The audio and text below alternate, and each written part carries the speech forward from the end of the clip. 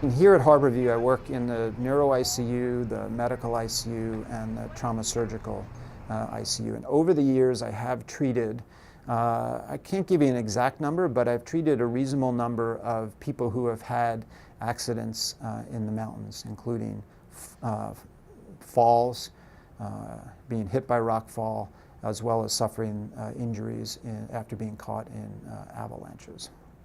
So I think one of the biggest risks that hikers face as they're transitioning from spring to summer is having to deal with the varying terrain. So down at lower elevations, the snow is completely melted off and it's very easy to follow the trails. And if someone has a good description of the route, a good map, and a good sense of direction, they're going to be fine. But the problem is, as you move up to higher elevations, there's still actually a lot of snow around. And so what started out as a nice, easy to follow trail can all of a sudden disappear into huge swaths of snow.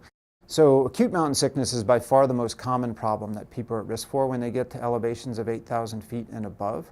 And the primary symptoms of that are that they develop a headache, plus one or two other problems, such as the fact that they're really fatigued, have this kind of persistent lightheadedness or dizziness. Yeah, so unfortunately, if someone's never been to high altitude before and hasn't spent a lot of time in that environment, there's no way to predict ahead of time whether someone is susceptible to acute altitude illness. The best piece of advice for someone who's going to go climbing is make sure you have the right skills. And in particular, make sure you have the skills that are appropriate for the route that you are going to climb. I think it's always important to let people know where it is that you're going and give them specifics about what your goal is, how long you intend to be out, when you should be back. And that way, if you don't report back at the intended time, they know to notify the appropriate authorities.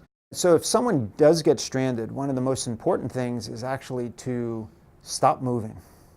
Because if search and rescue is activated to go find someone, it's a lot easier for them to find someone if they're actually sitting still as opposed to continuing to move.